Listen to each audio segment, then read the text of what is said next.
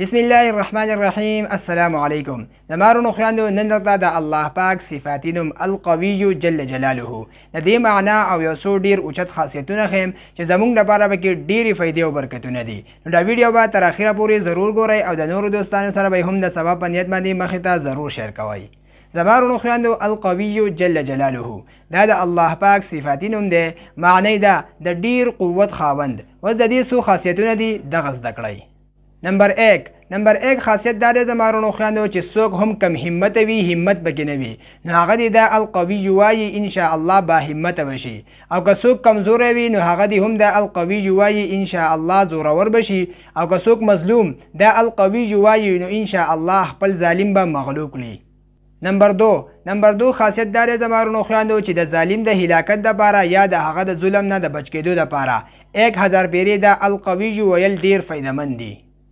نمبر تین خاصیت دا دی زمارونو خویندو چې د چا رزق تنګ وي نو هغه د 1000 پیرې دا القوي ووایي او د دې سره د دې آیات مبارک ورد هم وکړي. الله لطيف بعباده يرزق من يشاء وهو القوي العزيز. نو ان شاء الله د دې سره به د لطف او د کرم معامله کیږي او د دې لپاره به د خیر دروازې پرانستی شي.